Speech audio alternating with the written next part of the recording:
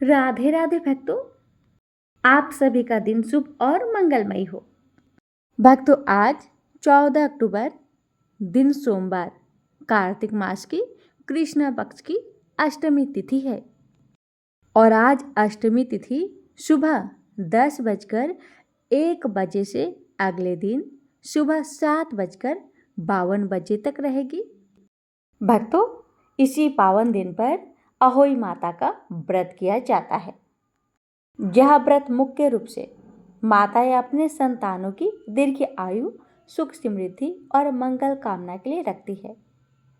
इस दिन अहोई माता की पूजा की जाती है और सायंकाल तारों के दर्शन के बाद व्रत का पारण किया जाता है। तो भक्तों, आइए अब हम श्रवण करते हैं कार्तिक महात्म्य और संपूर्ण कथा। तो पहले सुनिए अहोई माता की व्रत कथा। प्रेम से बोलिए जय श्री गणेश। अहोई माता की जय। एक साहूकार था जिसके साथ बेटे, बहुए और एक बेटी थी। कार्तिक के महीने में दीपावली से पहले अष्टमी को अपने मकान की लिपाई पुताई करने के लिए सातों बहुए अपनी एकलौती ननद के साथ जंगल में जाकर खदान में मिट्टी खोद रही थी। वहां पर स्याहू की माद थी। मिट्टी खोदते समय ननद के हाथ से कुदाली स्याहू के बच्चे को लग गई और वह तुरंत मर गया। इससे स्याहू माता बहुत नाराज हो गई और बोली कि मैं तेरी कोख बांधूंगी। ननद अपनी सातों भाभियों से बोली कि आप में से कोई अपनी कोख बंधवा लो। तब 6 भाभियों ने अपनी कोख बंधवाने से इनकार कर दिया, परंतु छोटी भाभी ने सोचने लगी कि यदि मैंने भी अपनी कोख नहीं बंधवाई तो सासू जी नाराज होगी। यह सोचकर ननद के बदले में छोटी भाभी ने अपनी कोख बंधवा ली। इसके बाद छोटी बहू के जो बच्चा होता वह 7 दिन का होकर मर जाता। एक दिन उसने पंडित जी को बुलाकर पूछा कि मेरी संतान 7वें दिन मर जाती है, इसके लिए मैं क्या करूं? तब पंडित ने कहा कि तुम सुरही गाय की सेवा करो। सुरही गाय स्याहू माता की भाईली है, वह तेरी कोख खुलवा देगी, तब ही तेरा बच्चा जिएगा।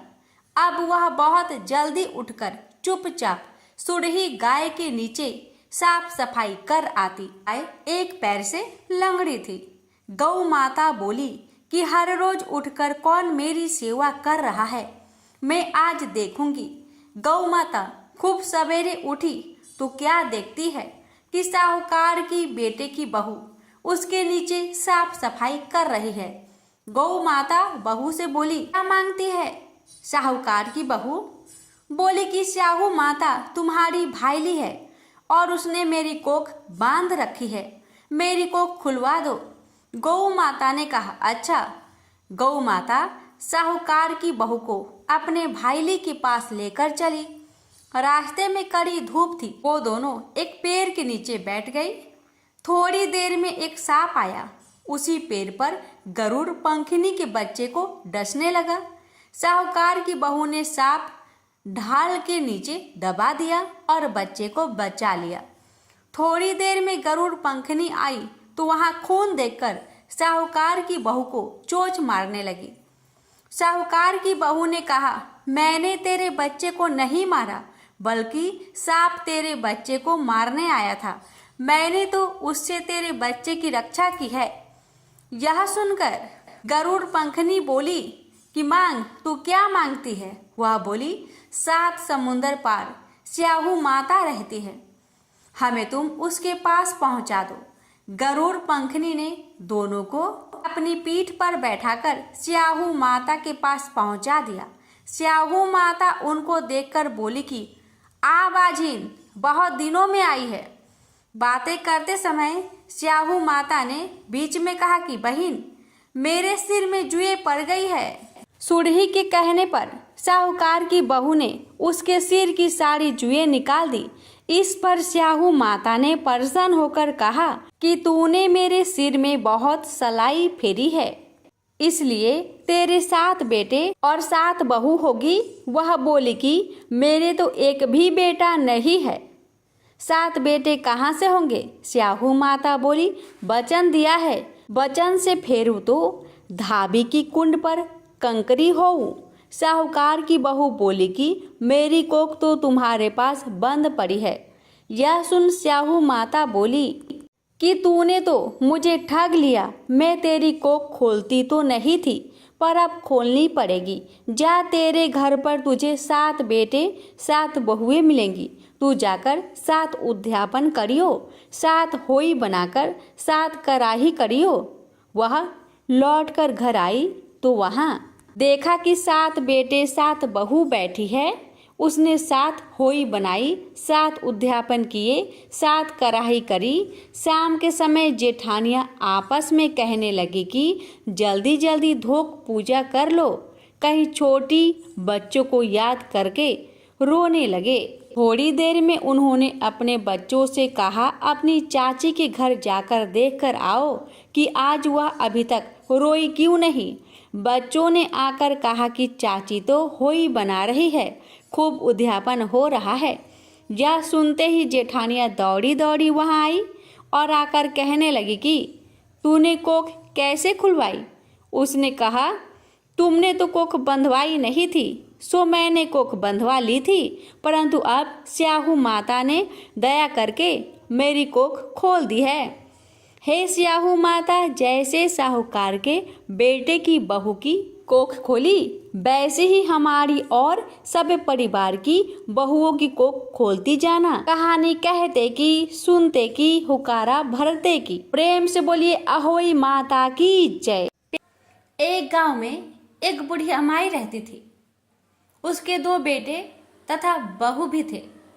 बुढ़िया माई भगवान श्री हरि विष्णु की परम भक्त थी। अपना जीवन दान धर्म पुण्य कार्य कर्मों में लगाती थी, परंतु बुढ़िया माई कभी भी मंदिर और सत्संग में वह तीर्थ स्थानों पर नहीं जाती थी। एक बार गांव में भागवत कथा हो रही थी। बेटे ने कहा, माँ, आप सारा दिन घर में रहती हैं, आप मंदिर में भागवत कथा सुनने क्यों नहीं जाती? बुढ़िया माई ने बेटे का मन रखने के लिए कह दिया कि आज जाऊंगी, परंतु नहीं गई। ऐसा करते करते 6 दिन निकल गए। बुढ़िया माई के बेटे ने कहा, माँ, आज अंतिम दिन है, आज तो कथा सुनने आपको जाना ही पड़ेगा। सारा दिन घर का काम करके बुढ़िया माई ने जाते जाते इतनी देर कर दी कि अंतिम दिन की भागवत कथा भी समाप्त हो गई। भगवान श्री हरि विष्णु सन्यासी का रूप धारण करके बुढ़िया माई के पास आए और बोले, बुढ़िया माई, तुम कहाँ जा रही हो? बुढ़िया माई ने कहा, मैं भागवत कथा सुनने जा रही हूँ। तब सन्यासी रूपी भगवान श्री हरि विष्णु ने कहा, अब इतनी देर से क्यों जा रही हो? वहाँ तो अब कथा समाप्त हो गई है, अब वहाँ जाकर क्या करोगी? बुढ़िया माई ने कहा, अब घर से निकली हूँ तो जाकर ही आऊंगी। तब सन्यासी रूपधारी भगवान श्री हरि विष्णु ने कहा कि अब कथा समाप्त हो गई, भक्त लोग भी अपने अपने घर चले गए, अब तुम वहां से क्या लाओगे? तो बुढ़िया माई बोली, कुछ नहीं तो वहां से मैं एक ईंट उठा लाऊंगी। तो सन्यासी रूपधारी भगवान श्री हरि विष्णु बोले, तुम वहां से मिट्टी की ईंट लाओगी, उसके बदले मैं तुम्हें एक सोने का ईंट दे देता हूँ। बुढ़िया माई ने ईंट ले ली और घर की तरफ चल पड़ी और विचार करने लगी कि यदि यह ईंट मैं घर ले जाऊंगी तो बेटे बहू झगड़ने लगेंगे, इसलिए घर के आंगन में बाहर ही बुढ़िया माई ने वह ईंट जमीन में गाड़ दी। परंतु अब बुढ़िया माई का ध्यान उस ईंट पर ही रहने लगा। खाने पीने घर के काम करने में सदैव बुढ़िया माई का अपना ध्यान सोने की ईंट पर लगाए रखती थी। बेटे बहू ने पूछा, माँ, पूरे दिन घर के आंगन में क्या करती रहती हो? तो बुढ़िया माई ने कहा, मैं आने जाने वालों को देखती रहती हूँ। एक दिन बुढ़िया माई मर गई। यमराज के दूत बुढ़िया माई को लेने आए। बुढ़िया माई को लेकर धर्मराज जी के पास पहुंचे और धर्मराज जी को सारी बात बतलाई। धर्मराज जी ने बुढ़िया माई को कुतिया की योनी दे दी और कुतिया उसी पेड़ के नीचे बैठी रहती। बुढ़िया माई की बहू ने कहा, इस कुतिया को यहाँ से भगाओ, नहीं तो यह बच्चों को काट जाएगी। तो उसके बेटे ने उसकी पीठ पर एक लकड़ी मारी और बुढ़िया माई मर गई। और फिर उसको सर्प की योनि मिली। आंगन में सर्प को देखकर बेटे बहू ने किसी को काट नहीं जाए इसी डर से मार दिया। फिर बुढ़िया माई मरकर धर्मराज जी के पास पहुंची। बुढ़िया माई कीरी का रूप धारण करके उस आंगन में कीरा नगरा बना लिया। आंगन में कीरा नगरा हो गया। घर वाले बहुत परेशान हो गए। घर वाले भोजन भी नहीं बना रहे थे और मन ही मन हरि का स्मरण करने लगे। तब भगवान श्री हरि विष्णु सन्यासी रूप धारण करके आए और बोले, कुछ खाने को दे दो। तो घर वालों ने कहा, महाराज हमारे खाने को भी कुछ नहीं बनाया क्योंकि हमारे घर में कीरी नगरा हो गया है। आप ही कुछ उपाय बतलाइए। तब महाराज जी ने आंगन में खुदा और सोने की 28 निकाली और दोनों बेटे को दे दी और कहा, तुम तुम्हारी माँ के नाम से दान पुण्य करना, धर्मशाला बनवाकर स्कूल बनवाओ, पियाव लगवाना, गौशाला में गाय के चारे खाने की व्यवस्था करना। परंतु दोनों बेटे आपस में झगड़ने लगे कि तू दान कर, तू दान कर। किसी ने बुढ़िया माई के नाम से कोई दान नहीं किया और कीरी नगरा वहां उसी स्वरूप में स्थापित रहा। कुछ दिन बाद सन्यासी वापस आए और बुढ़िया माई के बेटे ने भगवान स्वरूपधारी सन्यासी महाराज से कहा कि हमारी घर की हालत वैसी की वैसी है, कीरी नगरा तो वैसा का वैसा ही है।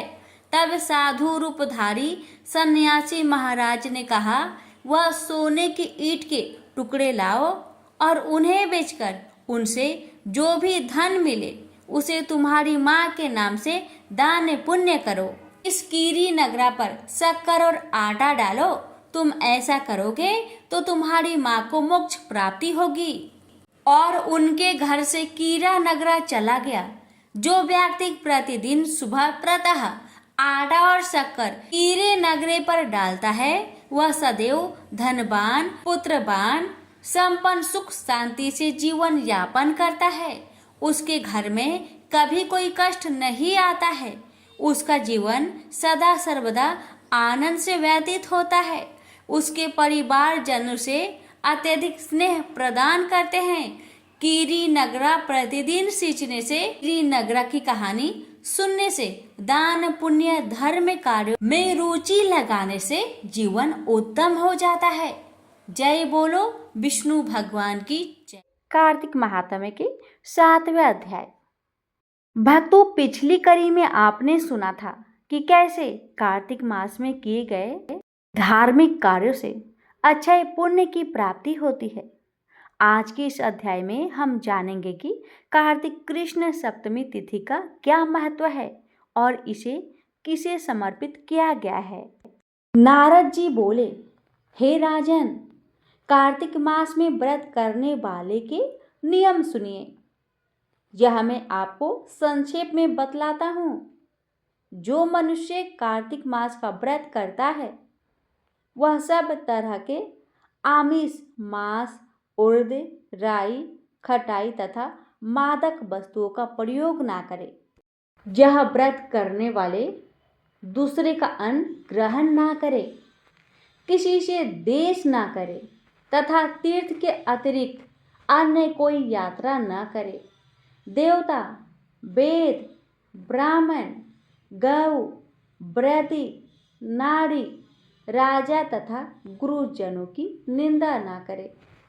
यह व्रत करने वाला दाल, तिल, पकवान व दान किया हुआ भोजन ग्रहण ना करे, किसी की चुगली व निंदा ना करे, किसी भी जीव का मांस छूना, पान तथा चूना, नींबू, मसूर, बासी तथा झूठे अन्न का प्रयोग ना करें। बकरी, गाय तथा भैंस के अतिरिक्त अन्य किसी पशु का दूध कभी भी प्रयोग में ना लें। तांबे के बर्तन में रखा हुआ पंचगव्य, बहुत छोटे घड़े का पानी एवं केवल अपने लिए ही पका हुआ अन्न प्रयोग करें। कार्तिक मास के व्रती सदा ब्रह्मचार्य से रहे, पृथ्वी पर सोवे और दिन के चौथे पहर में केवल एक बार पत्तल में भोजन करे। व्रती केवल नरक चतुर्थी को तेल लगा सकता है, अन्य तिथियों में बिल्कुल नहीं। कार्तिक मास के व्रती मनुष्य सिंघारा, प्याज, मट्ठा, गाजर, मूली इन सब वस्तुओं को प्रयोग में न लाए। लौकी, मट्ठा, काशीफल, तरबूज इन सब वस्तुओं का कार्तिक मास का व्रती बिल्कुल सेवन ना करे।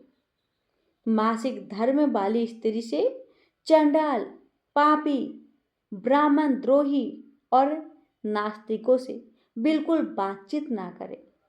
भगवान विष्णु को प्रसन्न करने के लिए अपनी शक्ति के अनुसार चंद्रायन आदि का व्रत करें और उपयुक्त नियमों का पालन करें।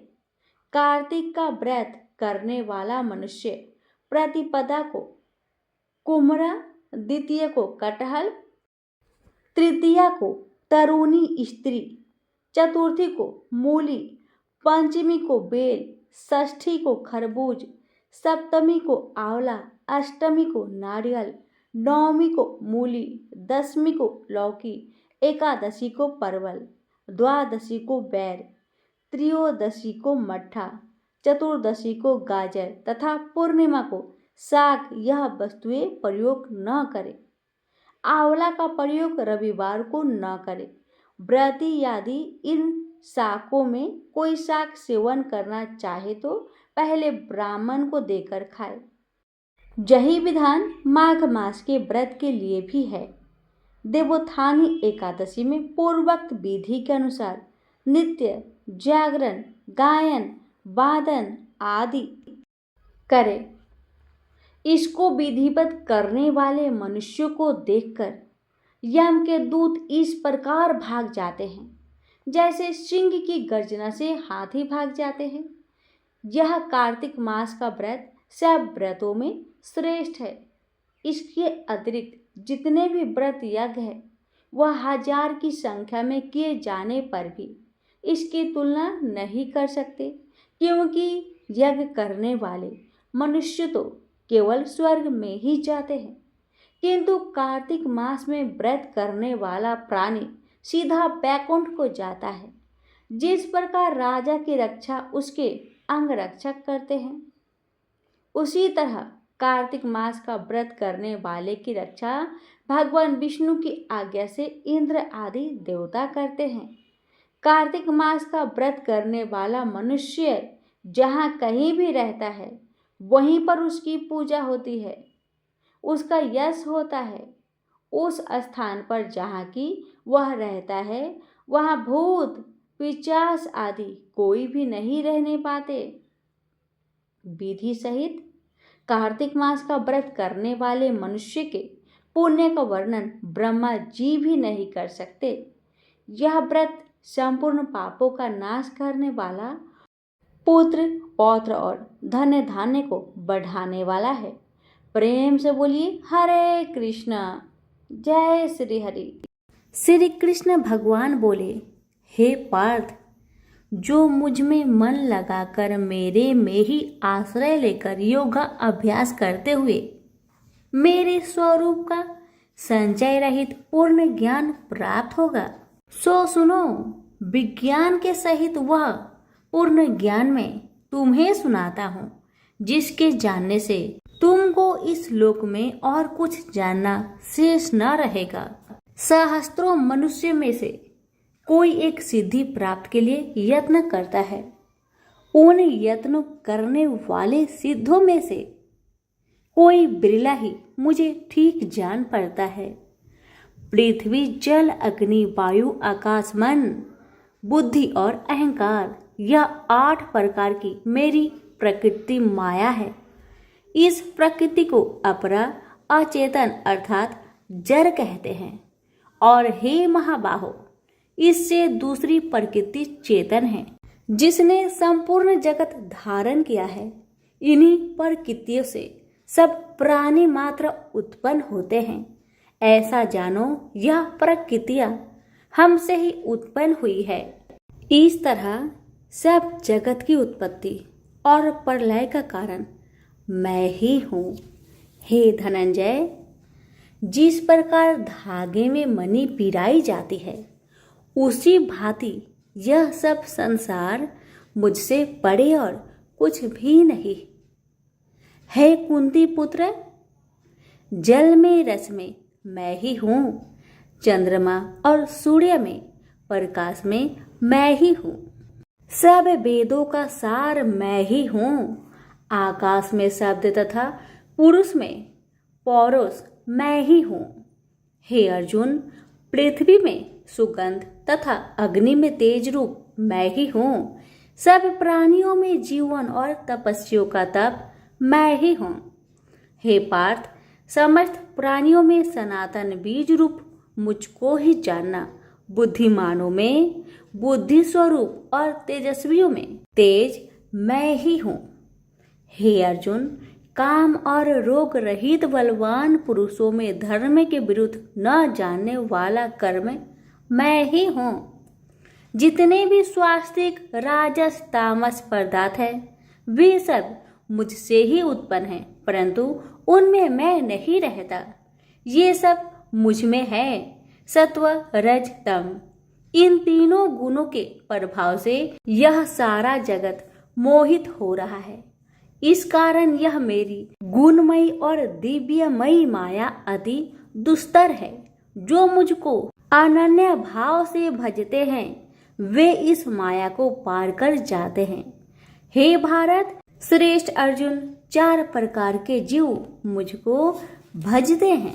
दुखिया, जिज्ञासु, ऐश्वर्य की कामना करने वाले और ज्ञानी, जिनमें मुझे सदा एकाग्रचित और केवल मेरी भक्ति करने वाले, और ज्ञानी, जिनमें मुझे सदा एकाग्रचित और केवल मेरी भक्ति करने वाले ज्ञानी पुरुष श्रेष्ठ है। क्योंकि मैं ज्ञानी को अत्यंत प्रिय हूँ और वह मुझको प्रिय है। यद्यपि ये सभी भक्त श्रेष्ठ है, तथापि ज्ञानी तो मेरी आत्मा ही है, क्योंकि वह मुझ में ही मन लगाकर मुझको ही सर्वोत्तम गति मान मेरा ही आश्रय ग्रहण करता है। वह ज्ञानी अनेक जन्मों के बाद मुझे पा लेता है। ऐसा महात्मा अति दुर्लभ है, जो सब जगत को वासुदेवमय समझे। हे अर्जुन, जो भक्त श्रद्धा पूर्वक जिस जिस देवता का पूजन करना चाहते हैं, उन पुरुषों की उस श्रद्धा को मैं ऋण कर देता हूँ। यह उस श्रद्धा से मुक्त होकर उस देवता की आराधना करता है, फिर उसको मेरे ही रचे हुए काम का फल प्राप्त होते हैं। परंतु उन अल्प बुद्धि वालों का फल नाशवान है। देवताओं की आराधना करने वाले देवताओं को मिलते हैं और अव्यय, अविनाशी, अच्युत्यम स्वरूप को न जानकर मंद बुद्धि लोग मुझे अव्यक्त को व्यक्त मानते हैं। मैं योग माया से आच्छादित होने के कारण सबको नहीं दिखता। उसी से मूर्ख लोग अनादि तथा अविनाशी मुझको नहीं जानते। हे अर्जुन, मैं भूत, भविष्य और वर्तमान के सभी प्राणियों को ही जानता हूँ, पर मुझे कोई भी नहीं जानता। हे भारत, हे परम तप, इच्छा और देश से उत्पन्न होने वाले सुख दुख आदि धंधों के मोह से जगत के सभी प्राणी भ्रम में फंस जाते हैं। जिन पुण्य आत्माओं के पाप नष्ट हो गए हैं, वह पुरुष दृढ़ मोह से छूटकर दृढ़ निश्चय करके मेरी भक्ति करते हैं, जो आश्रय लेकर जीवन मरण से दूर करने के अर्थ प्रयत्न करते हैं।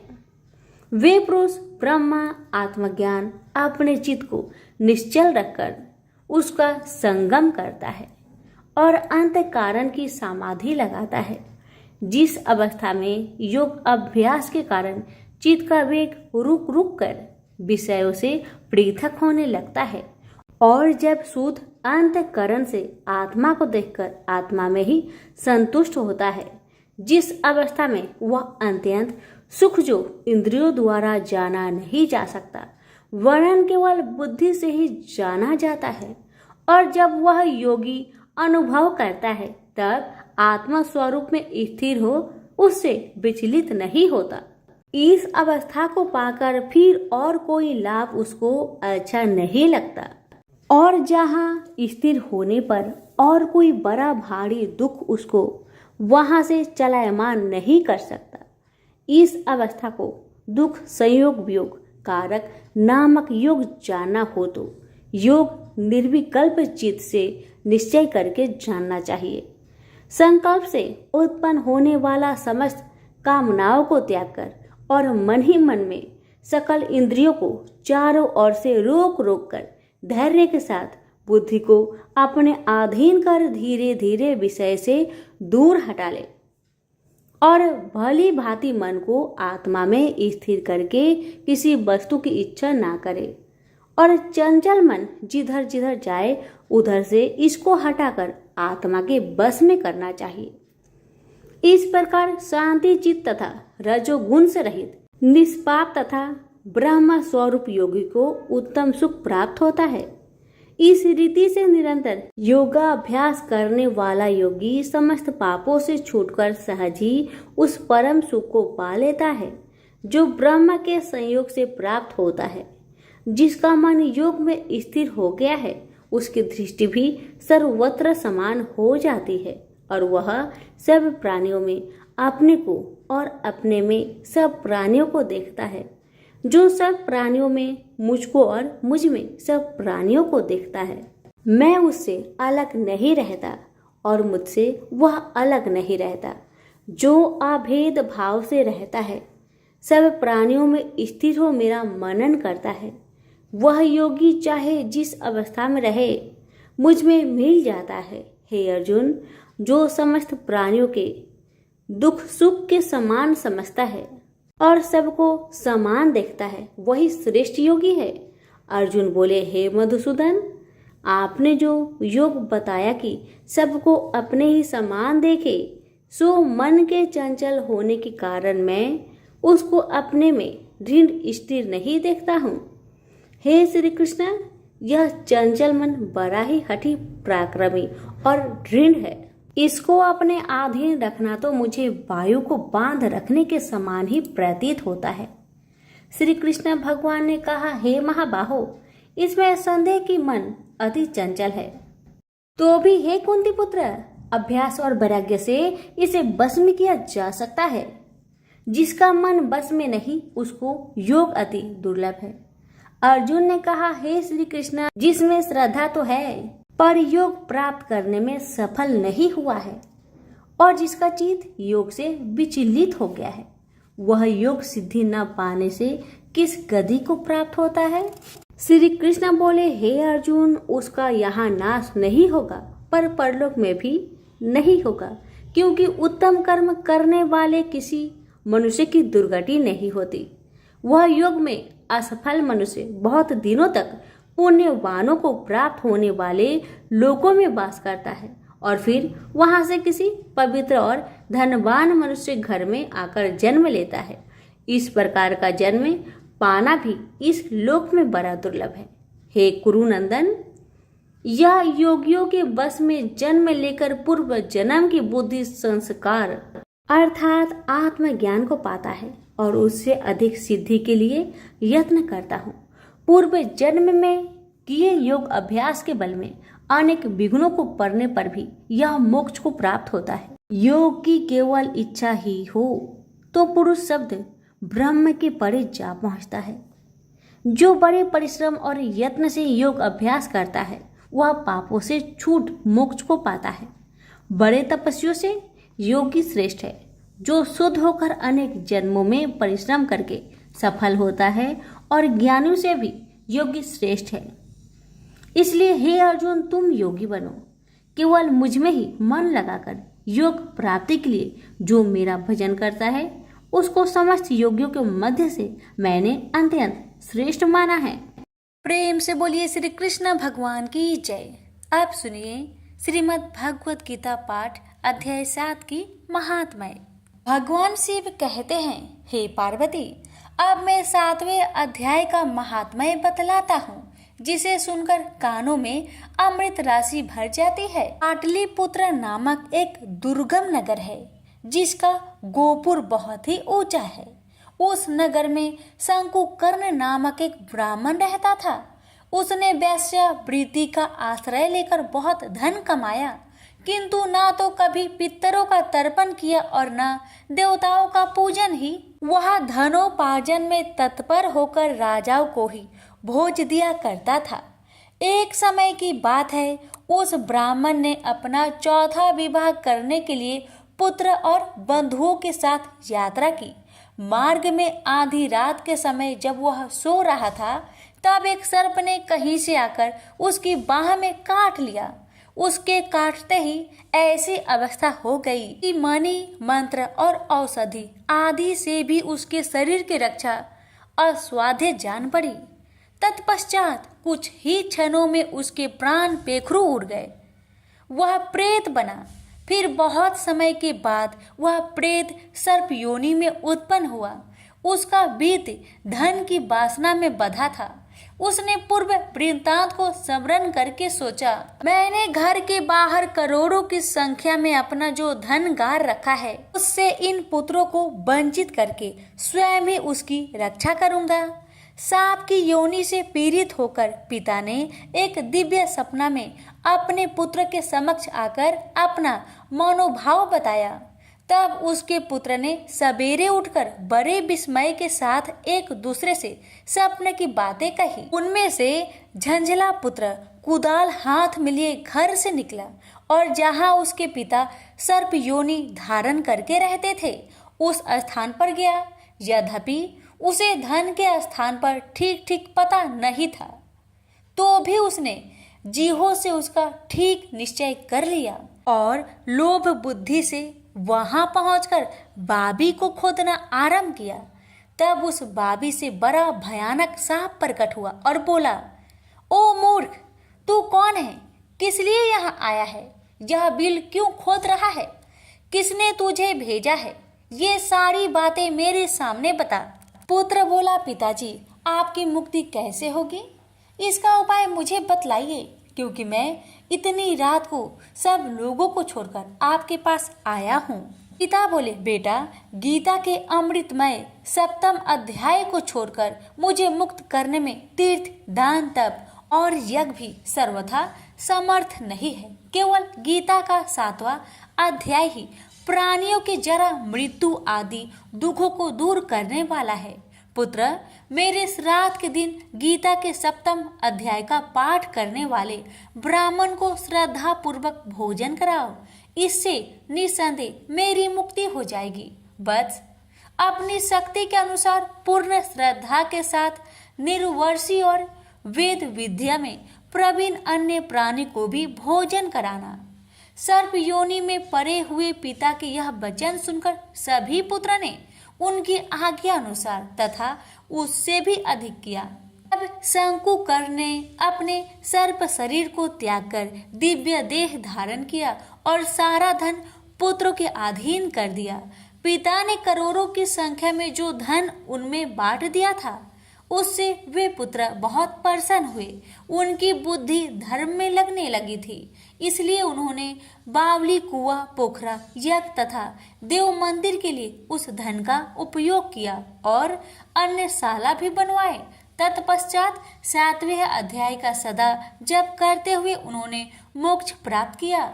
हे पार्वती, यह तुम्हें 7वां अध्याय का महात्म्य बतलाया, जिसके श्रवण मात्र से मानव सब पातकों से मुक्त हो जाता है। प्रेम से बोलिए उमापति शंकर भगवान की जय। सती अहिल्या का उद्धार की कथा।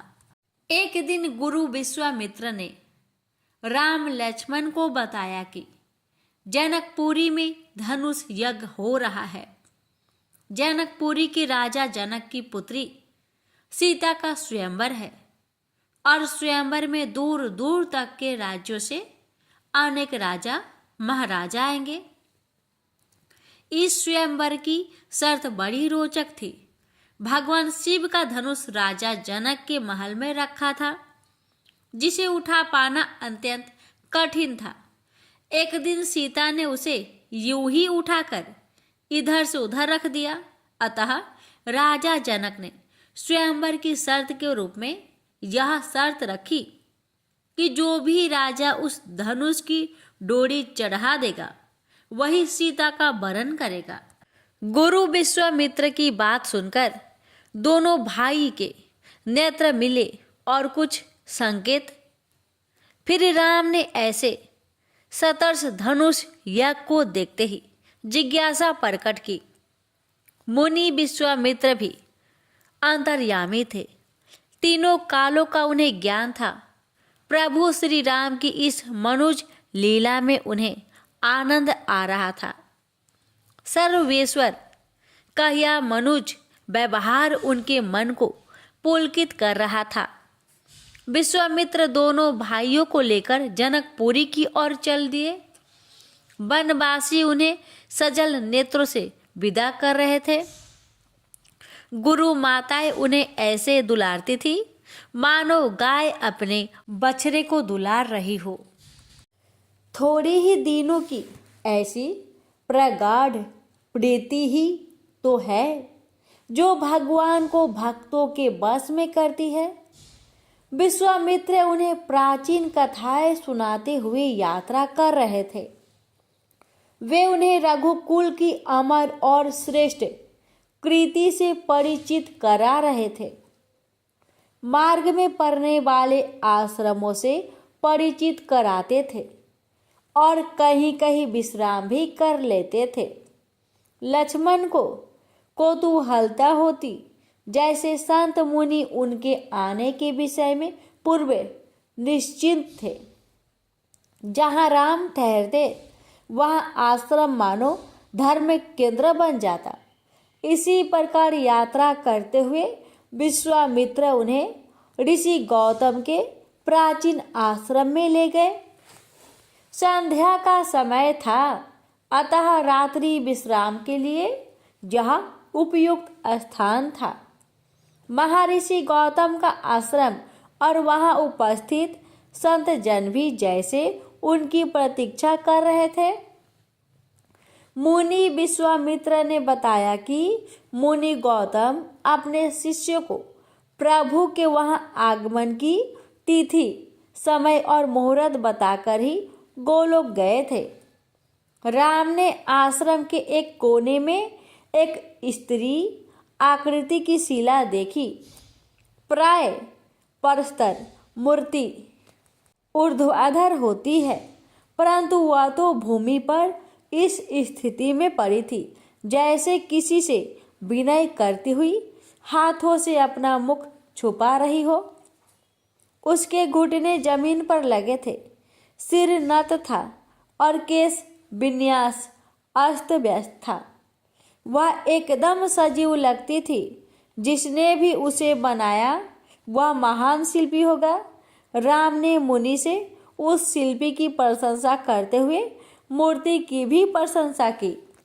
मुनि पुलकित है कि राम सब जानते हैं, लेकिन बालकों जैसी जिज्ञासा दिखा रहे हैं। वे अपने आगमन का उद्देश्य जानते हैं, परंतु फिर भी पूछ रहे हैं।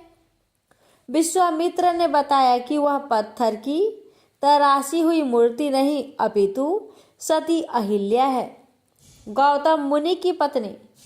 पति के श्राप से वह इस स्थिति में शीला के रूप में बदल गई थी। राम ने सुनकर जिज्ञासा प्रकट की कि मुनि, गौतम ने अपनी पत्नी को श्राप क्यों दिया? तब मुनि विश्वामित्र ने उस कथा को विस्तार से बताया कि यह एक निरपराधी स्त्री की करुण कथा है। अहिल्या परमपिता ब्रह्मा की मानस पुत्री थी, जिसे ब्रह्मा जी ने ब्रह्मांड की अपूर्व सुंदरी के रूप में मन से उत्पन्न किया था। वह इतनी अद्वितीय सुंदरी थी कि जो भी उसे देखता मोहित हो जाता। सभी देवता उसे प्राप्त करने की इच्छा रखते थे। देवराज इंद्र तो अहिल्या पर ऐसे आसक्त थे कि नित्य प्रति ब्रह्मलोक जाकर उसके सौंदर्य को देखते और ब्रह्मा जी से उसके साथ विवाह करने की याचना करते। ब्रह्मा जी असमंजस में थे कि किसे अहिल्या का हाथ सौंपा जाए, क्योंकि सभी देवता उन्हें समान रूप से प्रिय थे। ब्रह्मा जी के अपने मानस पुत्र नारद से वैचारिक मतभेद रहते थे, क्योंकि नारद जी ने उनकी अवज्ञा की थी, परंतु इस विषय में नारद जी का परामर्श अनुकूल लगा और उन्होंने अहिल्या के स्वयंवर को घोषणा कर दी।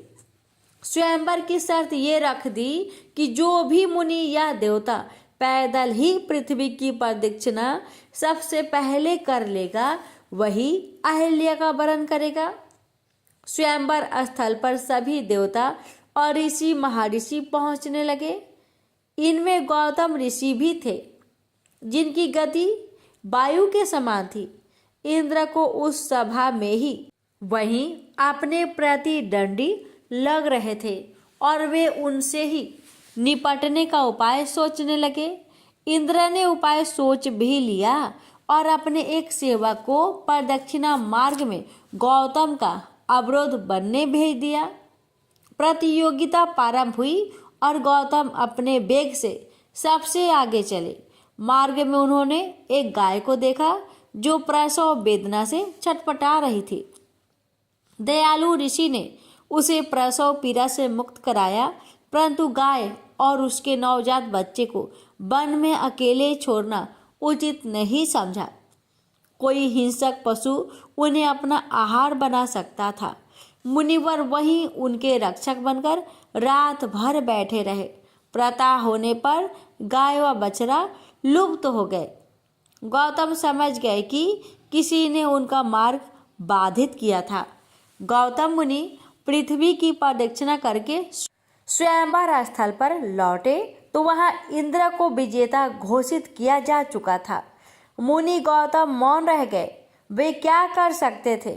परंतु तभी देवऋषि नारद ने वहां आकर इंद्र के रंग में भंग डाल दिया और उसकी कपटी चाल का स्पष्टीकरण कर दिया, जिसके कारण प्रबल दावेदार मुनि गौतम के मार्ग में अवरोध उत्पन्न हुआ था।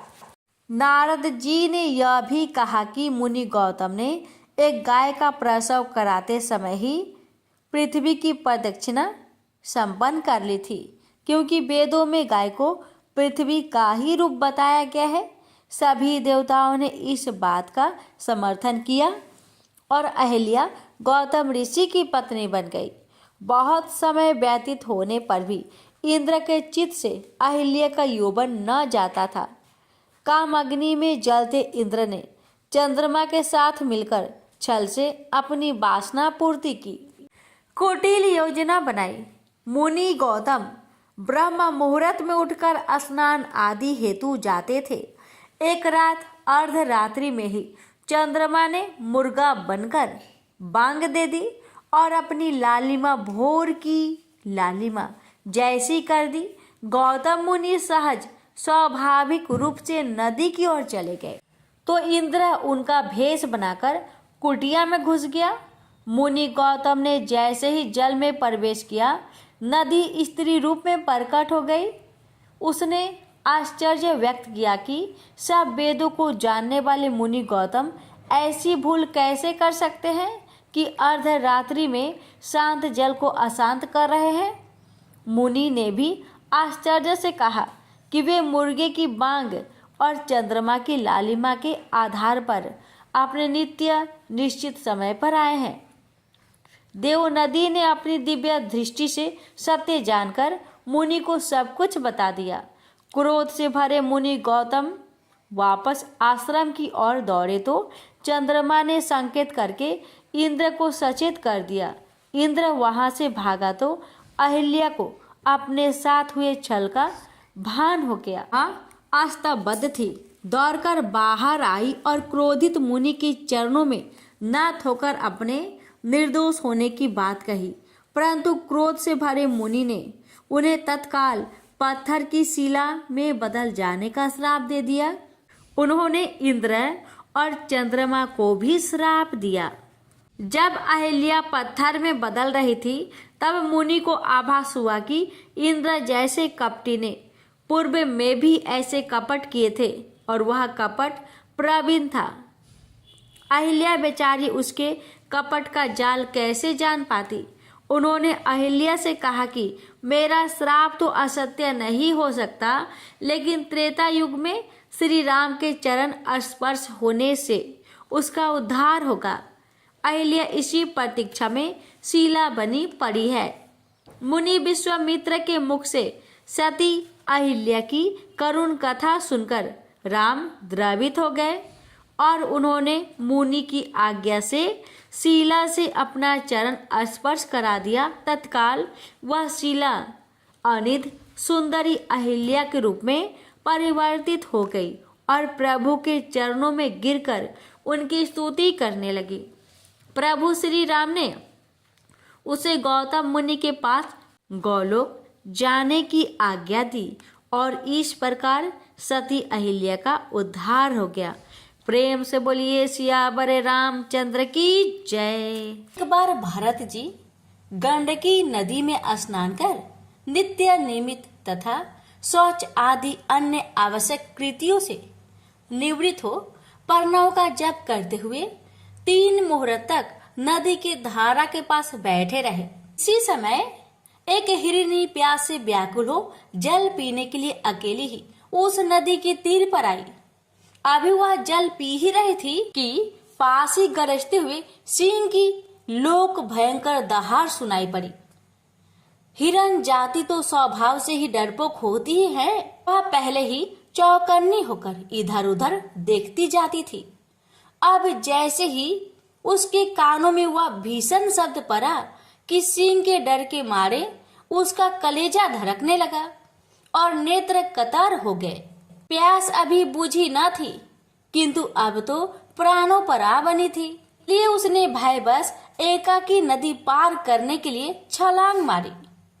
उसके पेट में गर्भ था, अतः उछलते समय अत्यंत भय के कारण उसका गर्भ अपने स्थान से हटकर योनि द्वार से निकलकर नदी के प्रवाह में गिर गया।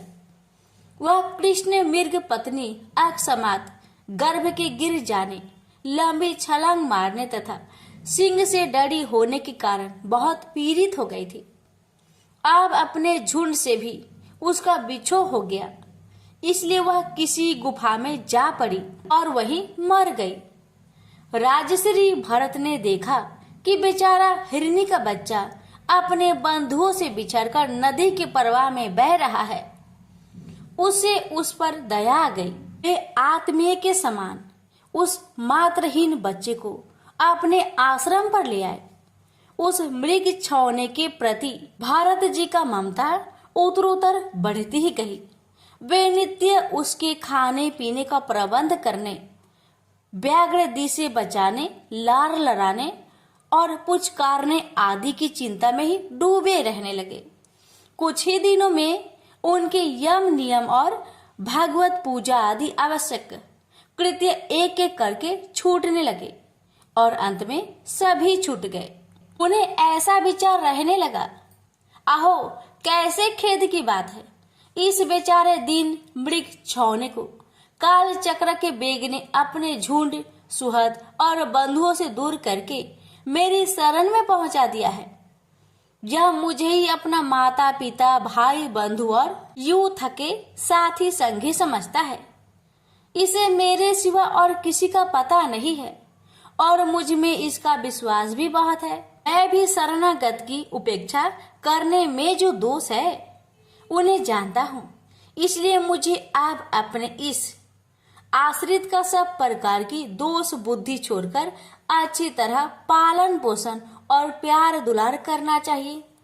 निश्चय ही शांत स्वभाव और दोनों की रक्षा करने वाले परोपकारी सज्जन ऐसे शरणागत की रक्षा के लिए अपने बड़े से बड़े स्वार्थ की भी परवाह नहीं करते।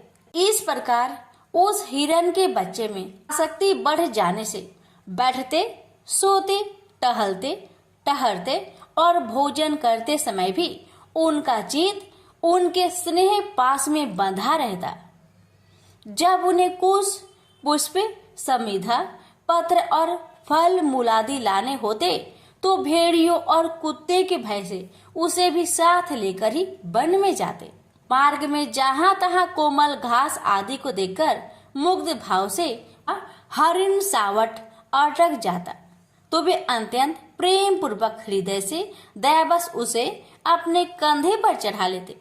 इसी प्रकार कभी गोद में लेकर, कभी छाती से लगाकर उसका दुलार करने में ही उन्हें बड़ा सुख मिलता।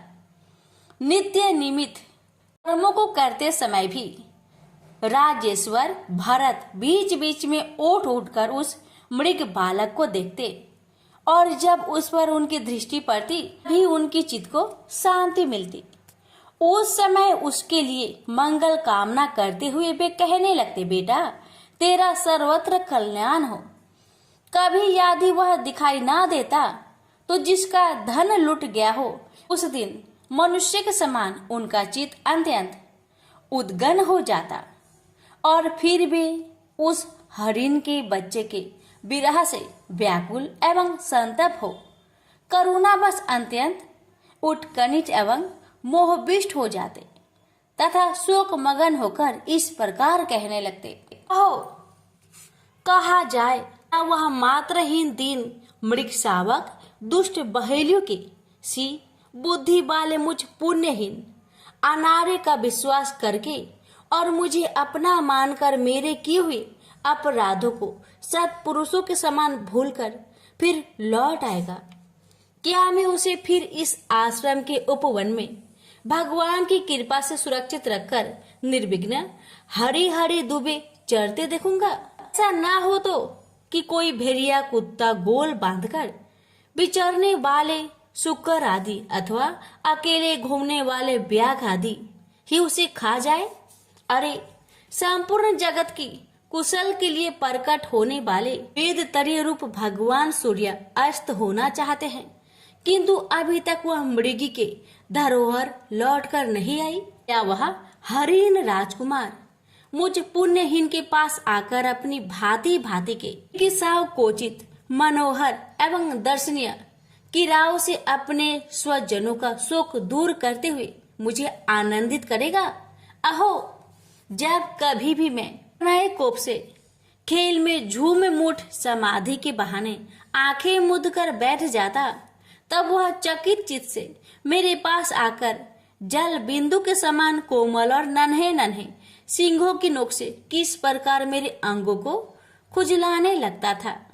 मैं कभी कुशों पर हवन सामग्री रख देता और वह उन्हें दांतों से खींचकर अपवित्र कर देता तो मेरे डांटने पर वह अत्यंत भयभीत होकर उसी समय सारी उछल कूद छोड़ देता और ऋषि कुमार के समान अपनी समस्त इंद्रियों को रोककर चुपचाप बैठ जाता था। फिर पृथ्वी पर मृग शावक के खूर के चिन्ह देखकर कहने लगते, अहो, इस तपस्विनी धरती ने ऐसा कौन सा तप किया है जो उस अति विनीत कृष्ण सार किशोर के छोटे छोटे सुंदर सुखकारी और सुकोमल खूरों वाले चरणों के चिन्हों से मुझे, जो मैं अपना मृग धन लूट जाने से अत्यंत व्याकुल और दीन हो रहा हूँ, उस द्रव की प्राप्ति का मार्ग दिखा रही है और स्वयं अपने शरीर को भी स्वतंत्र और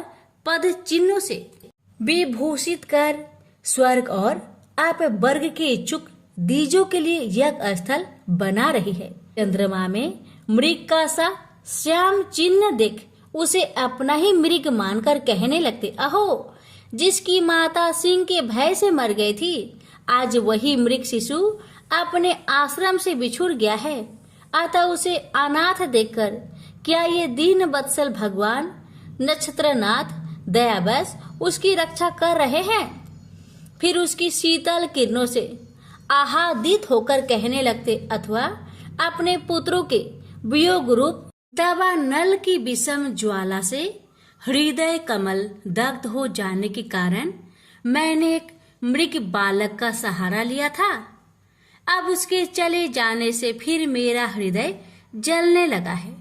इसलिए ये अपनी शीतल, शांत, स्नेहपूर्ण और बदन सलील रूपा अमृतमयी किरणों से मुझे शांत कर रहे हैं।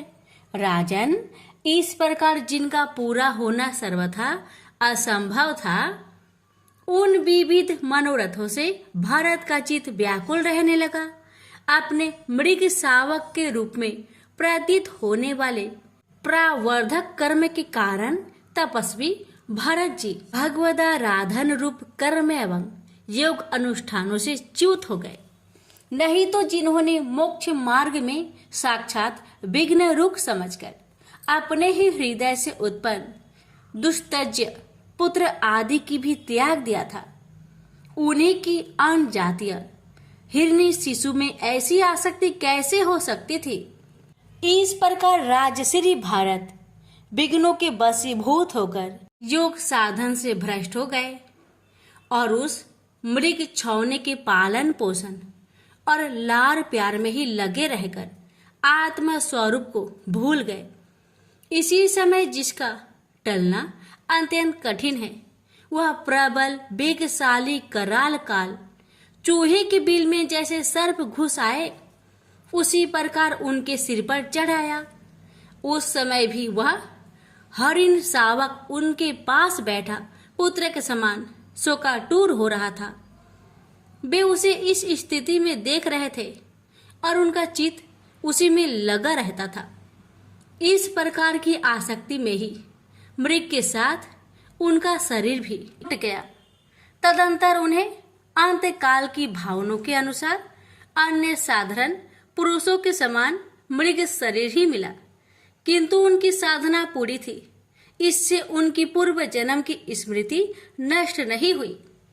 उस योनि में भी पूर्व जन्म की भगवत राधन के प्रभाव से अपने मृग रूप होने का कारण जानकर वे अत्यंत पश्चाताप करते हुए कहने लगे, अहो, बड़े खेद की बात है, मैं संयमशील महाअनुभावों मार्ग से पतित हो गया।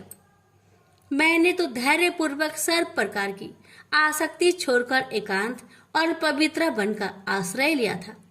वहां रहकर जिस चित्त को मैंने सर्वभूत आत्मा श्री वासुदेव में निरंतर उन्हीं के गुणों का श्रवण, मनन और संकीर्तन करके तथा प्रत्येक पल को उन्हीं की आराधना और स्मरण आदि से सफल करके स्थिर भाव से पूर्णतया लगा दिया था, मुझ अज्ञान का वही मन अकस्मात एक नन्हे से हरिण शिशु के पीछे अपने लक्ष्य के च्युत हो गया। इस प्रकार मृग बने हुए राजश्री भरत के हृदय में जो वैराग्य भावना जागृत हुई, उसे छिपाए रखकर उन्होंने अपनी माता मृग को त्याग दिया और अपनी जन्मभूमि कालंजर पर्वत से वे फिर शांत स्वभाव मुनियों के प्रिय उसी सालग्राम तीर्थ में, जो भगवान का क्षेत्र है, पुलस्त्य और पुलह ऋषि के आश्रम पर चले आए। वहां रहकर भी वे काल की ही प्रतीक्षा करने लगे। आसक्ति से उन्हें बड़ा भय लगने लगा था। बस अकेले रहकर वे सूखे पत्ते, घास और झाड़ियों द्वारा निर्वाह करते मृग योनियों की प्राप्ति कराने वाले प्रबंध के क्षय की बाट देखते रहते। अंत में उन्होंने अपना शरीर का आधा भाग गंडकी के जल में डुबोए रखकर उस मृग शरीर को छोड़ दिया।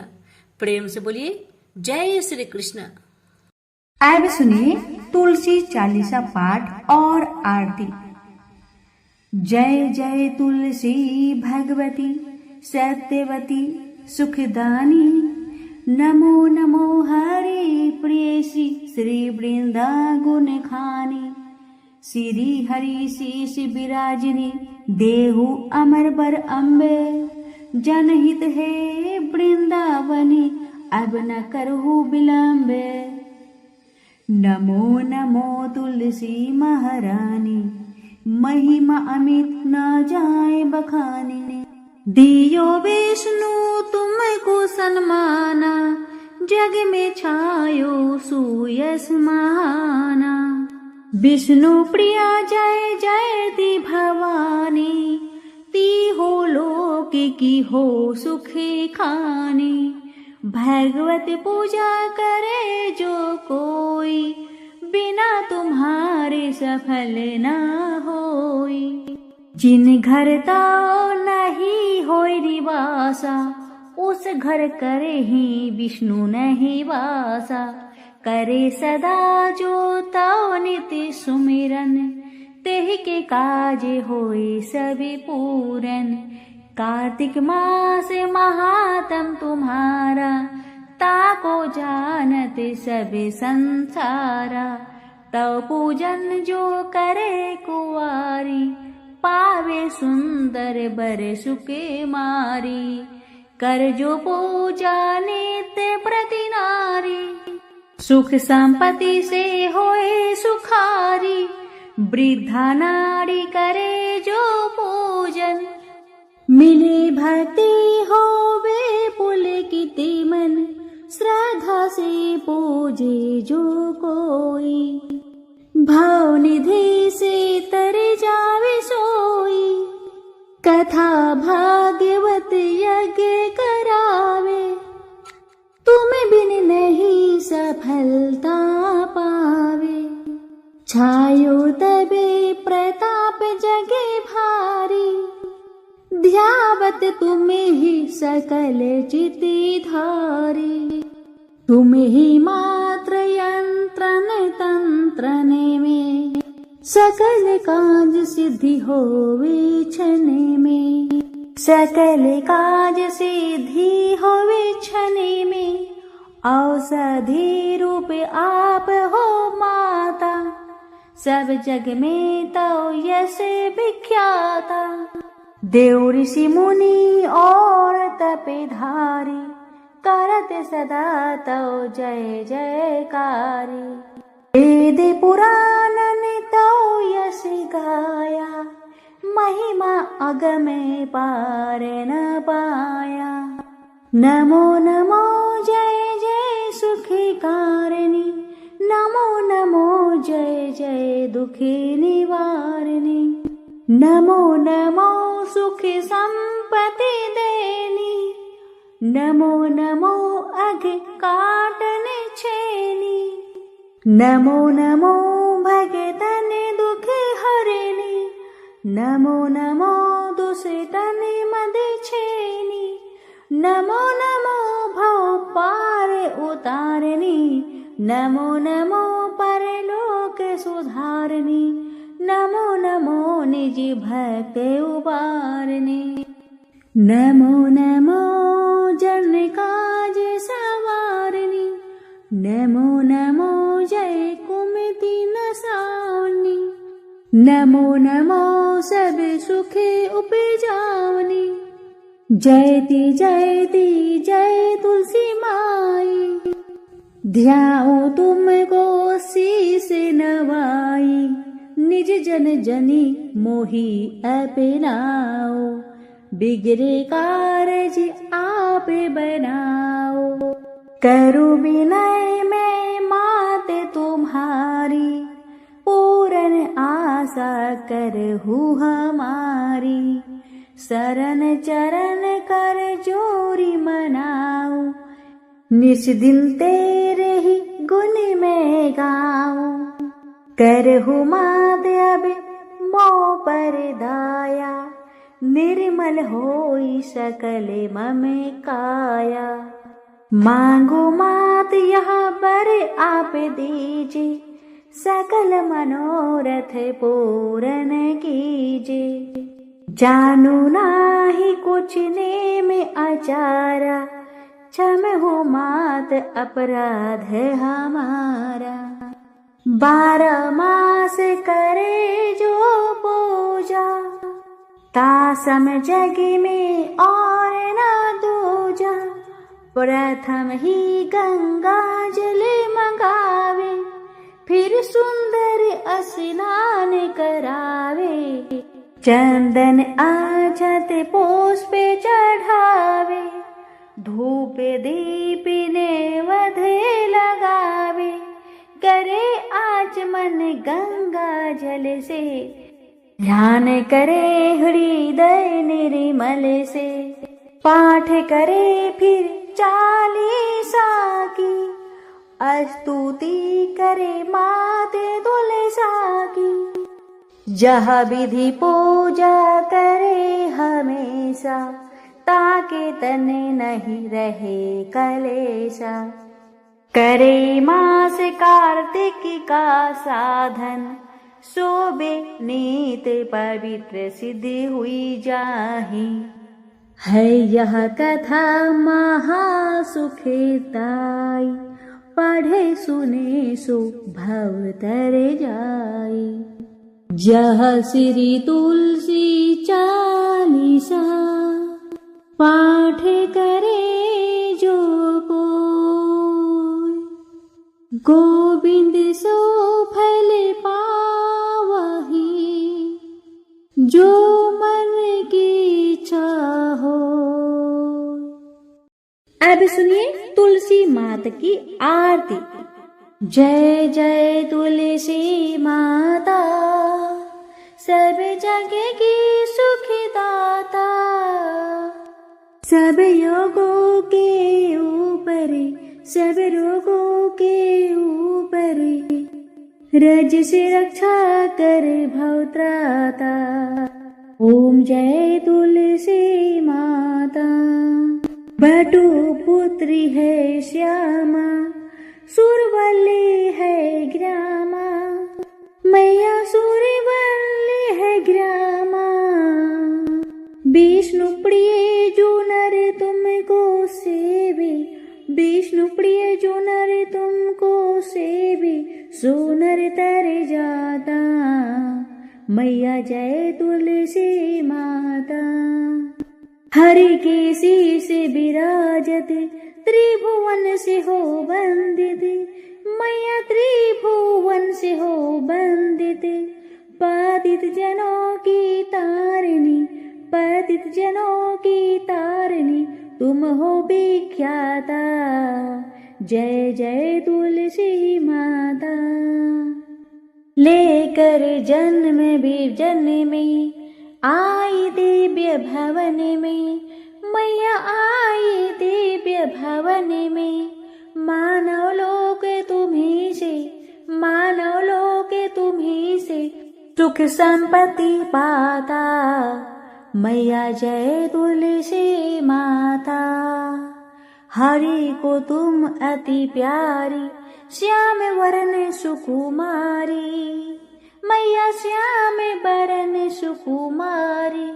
प्रेम अजब है उनका, प्रेम अजब है उनका, तुमसे कैसा नाता। ऐ जय तुलसी माता। हमारी विपद हरो तुम, कृपा करो माता। मैया जय जय तुलसी माता। जय जय तुलसी माता। मैया जय जय तुलसी माता। सब जग की सुखदाता, सबकी बड़ी माता। जय जय तुलसी माता। मैया जय जय तुलसी माता।